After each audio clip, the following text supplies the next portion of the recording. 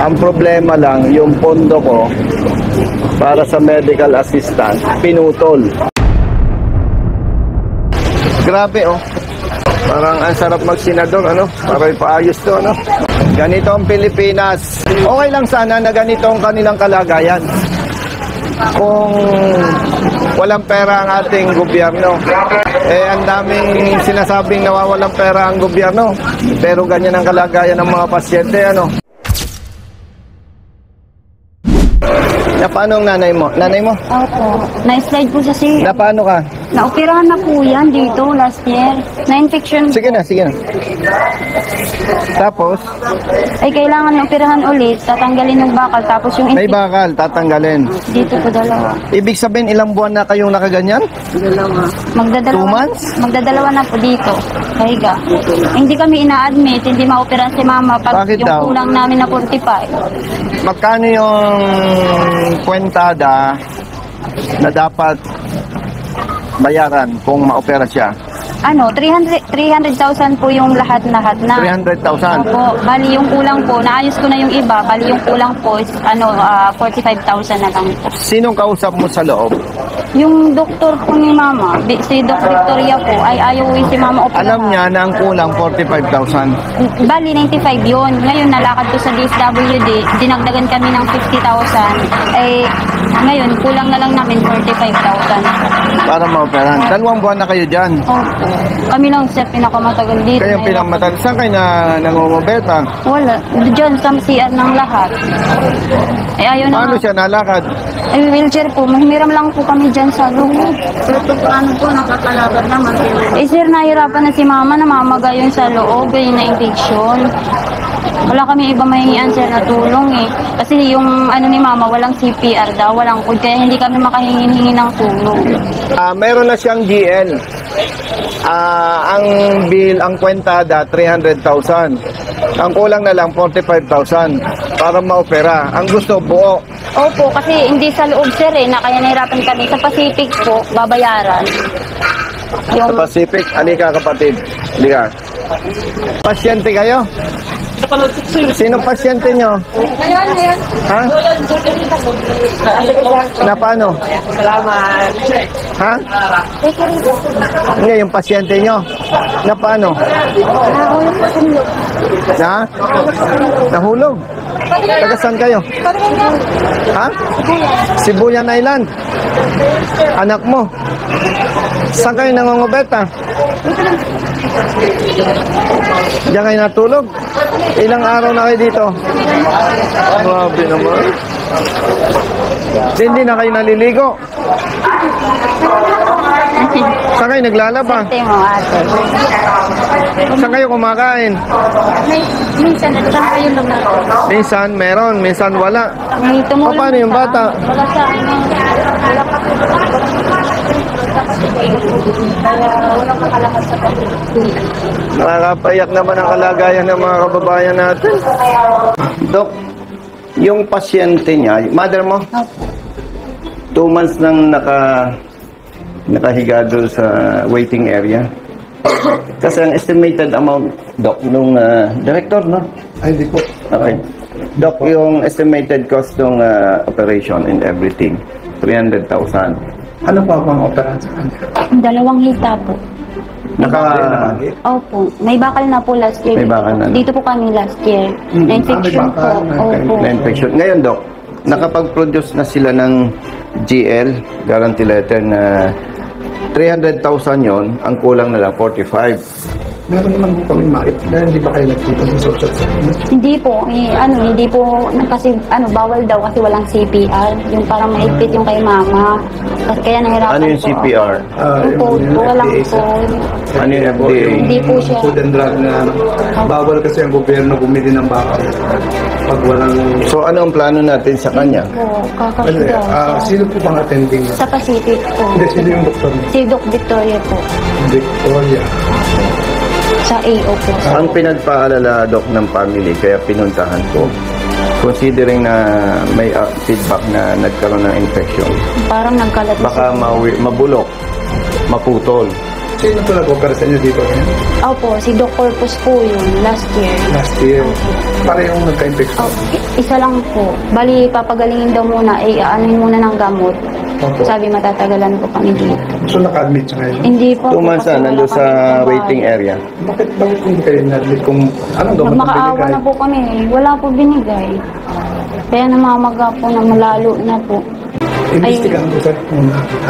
Hindi ako familiar with the case. Yes. I will talk to the yung mga attending. Pero unsolicited advice, nandun yung pasyente No, na dapat nagsasuffer, hindi na, dapat man lang sana, alam nyo, Sorry kasi mga ganyan sir, talagang wala naman kami tinatanggi ng pasyente dito. Dapat poor judgment for yung mga attending. actually, Doc, dapat hindi na ako nagkipag-usap sa iyo, di ba? Pero hindi naman po sa dami ng pasyente dito, hindi naman namin nakakantayan. Yes.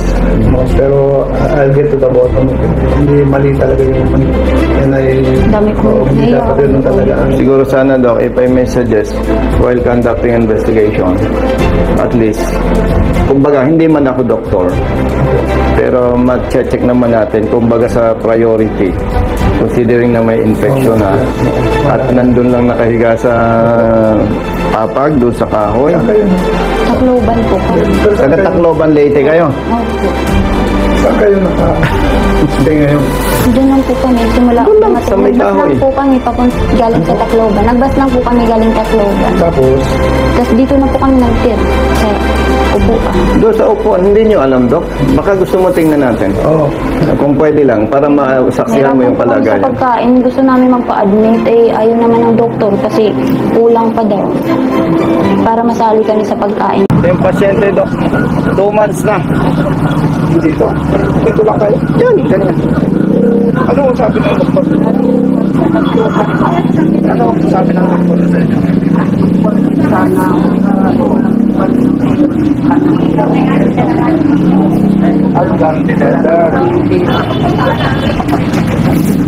Ate, taga saan ka? Tacloban, Leyte. Ay, ganito, no? Gusto ko lang alam ni Doc, no? Yung 45,000, para sa akin bilang congressman, maliit lang yan. Ang problema lang, yung pondo ko para sa medical assistant, pinutol. Wala akong pondo. Kaya itong problemang ito, ilalapit ko sa mga kaibigan ko. May other sources of funding naman po kami. Yun, salamat. Ayusin na lang para hindi na kayo Salamat. ano na kung paano. Kasi ang kinakatakot ko dito, Dok, baka masobrahan yung infection at putulin. Kawawa naman. Paano natin ngayon para ma-evaluate natin na mabuti? Kailangan i-admit na ay hindi po. Hindi, kaya binanggit ko nga kay Doc na dapat mabigyan agad ng atensyon kasi kung mapabayaan yan, ay masakit, di ba? Masakit naman kung puputulin. Bata pa. Oh. Dok, ito, taga Sibuyan, Romblon. Yan mo, may batang maliit.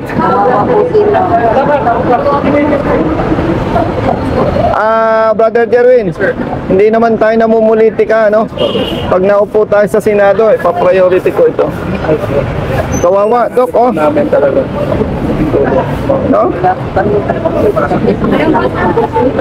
Taga Romblon. May batang maliit. Sino po yung pasyente? Ito, yung may pasyente nasa loob na ang masakit lang na parang hindi natin na makita. May pera ang gobyerno pero hindi kita sinisisi. Wala kasi si Doc kasi wala naman sa posisyon para sumbatan ko. No, ang kinakalungkot ko, Doc, may pera naman ang gobyerno. Pero ang dinadanas ng ating mga kababayan, oh. Kumbaga pag titingnan mo ang kabuuan pera ng gobyerno, barya lang itong problemang ito. Napabanggit ko lang sa iyo, no? At nakikita ko naman yung mata mo, no? Parang halos maiyak ka na eh. Nakikita, actually meron na kaming proposal. Kasi may lugar kami dyan. Gusto namin pa-renovate para parang temporary shelter kasi medyo kulang sa pondo kaya hindi pa namin. Yung salitang kulang sa pondo, ayaw kong madinig yan. Hindi, naintindihan kita. No. Yung nakakausap mong iba, dahilan, kulang sa pondo. Pero pag tiningnan mo ang pondo ng gobyerno, malulula ka. Bilyones. Hindi na napupunta sa dapat mapunta. Yes, problema corruption. Pasensya, ako kasi diretso akong magsalita eh. At yun nga, no, yung kapatid, yung kulang, si Doc na ang tutulong. Pero kung hindi pinutol ang pondo ko para sa medical assistance, hindi na ako pupunta dito. Papadala ko na lang sa'yo. Eh wala, pinutol yung pondo ko eh. Kaya mabuti, may mabuting loob. Di wala na akong problema sa inyo. Si Doc nang bahala. Ha? Dr. San Pedro po. Dr. San Pedro. O ganito ha. Ipanatag mo na ang kalooban mo, pati ikaw ha. Si Doc San Pedro na yung kausap natin. At ang hinihiling natin, habang pinaimbestigahan niya yung sitwasyon ninyo, yung kalagayan ninyo, nire-request natin na as soon as possible, pinakamabilis na panahon, mailipat na kayo doon. Pero, Dapat 14, eh, wala kaming pambayad. Ngayon, schedule ulit. napausad ng napausad. Sige lang. Pwede naman kayo pasok kahit hindi kayo maopera agad ang kamahanap ng schedule. At ang maganda, Kasi wala na kayo dito. Sa hospital na kayo. at ang maganda, kung nasa loob kayo, baka may kailangang medication, makakabuti. No. Hindi, wag mo lang kalimutan mo na yung kausap mong doktor. Ha? Ako na po, ma'am. Kalimutan mo na yon. Ang kausap mo si Doc San Pedro na. Kasi pag laging sasabi mo ayaw ni doktor, magagalit ako sa'yo kasi nandito na si Doc San Pedro eh. Lahat ng kausap mo, kalimutan mo na. Ang kausap mo na si Doc San Pedro. Ayos. Wala ka nang babanggiting ayaw ni Doc, nabago. Wala nang ganon. Malinaw sa'yo. Malinaw sa'yo ha. Ha? Pasalamat sa Diyos. Ha? At pasalamat kay Doc San Pedro. Yung sa inyo, hindi natin pwedeng ipabalik at lahat kay Doc. Ang mahalaga, yung pasyente ninyo nasa loob. Yung kalagayan ninyo, walang kakayahan si Doc na ayusin yung kalagayan ninyo. May limitasyon din siya. Kaya nga sabi ko kay Brother Jerwin, kung loobin ng Diyos, suporta ng taong bayan, maluklok ka sa Senado, ipa-priority natin to. Ha? Tis lang. Ha? Yung bata, oh, nakakaawa. Pa-picture kami. O sige, sama natin si Doc. Pero kayo, San Miguel, Leyte. O, lilinawin ko ha. Yung mga nakaraan, kung sino mang kausap mo, kalimutan mo na. Tapos na yon. Basta ang kausap mo, si Doc San Pedro. Okay? May number naman ako sa'yo. Kumustahan na lang. Panatag mo ng kalooban mo. Swerte mo na tiyempo natin si Doc San Pedro. Okay? Ha? Sige. May hanap buhay ka ba bago ka nadala dito? Sa bahay na. Ay, oh, ikaw. Nag-aalaga. Sige. Binibigyan lang sa akin. May nagbibigay. Pag nagbigay ako, baka makasuhan pa ako ng Comelec, ano? Nakakatakot ang Comelec eh. Ang Comelec, makapangyarihan eh. Let's say you have No, baka malasin. Pasensya na ha. Okay lang. Ganito, pagka may advice na si Doc, pwede na kayong umuwi ng Tacloban Leyte, San Miguel Leyte. Ha? Dito na po. Hindi, huwag niyong problemahin yung follow-up. Pag sinabi ni Doc, pwede na kayong umuwi. Tawag kayo sa office ko. Problema ko na kung paano kayo ipapahatid sa Leyte. No? Ha? Okay na. Balitaan nyo ko. At ipapahatid ko kayo sa Leyte. Gusto mo sa barko, sa aeroplano?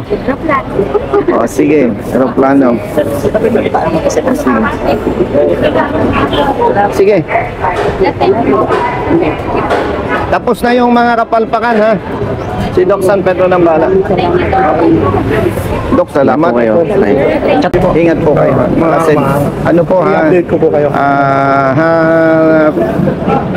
Tumatanggap ako ng tawag 24/7. Just in case. I have your number, sir. Yes, I will update you. Thank you po. Thank you, Doc. Nabawasan ako ng problema.